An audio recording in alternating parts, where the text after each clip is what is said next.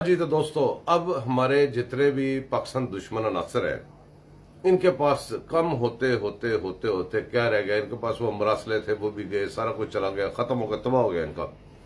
इनके पास अगर अब कुछ रह गया तो एक उम्मीद रह गई है कि तेल जो है ना, वो सस्ता किया गया मजबूरी से इलेक्शन के लिए, तो ये फिर महंगा हो जाएगा। और मेरी गल सुनो, इन्हें कोई नहीं जस महंगा होना दोबारा, अपनी उम्मीदा छड़ दो। दूसरी बात, अब इनके पास दूसरे जो इल्जाम थे, वो चोर डाकू फलाना टमाना करते करते, उनमें भी बहुत सारी कम चीजें रह गई हैं।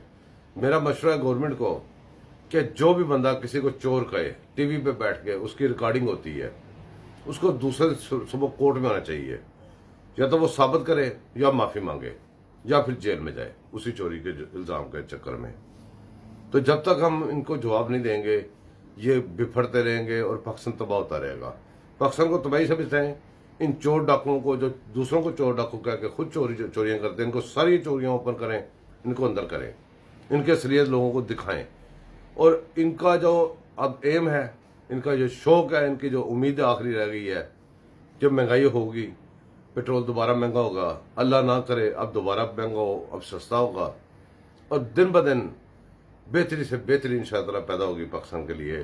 पाकिस्तान उस गड्ढे से, उस खाई से, जहाँ पे इमरान खान नामी बंदे ने, कादियानी ने जहाँ फेंका था, वहाँ से निकल चुका है और अब अपनी डगर पे दोबारा मगन होने वाला है।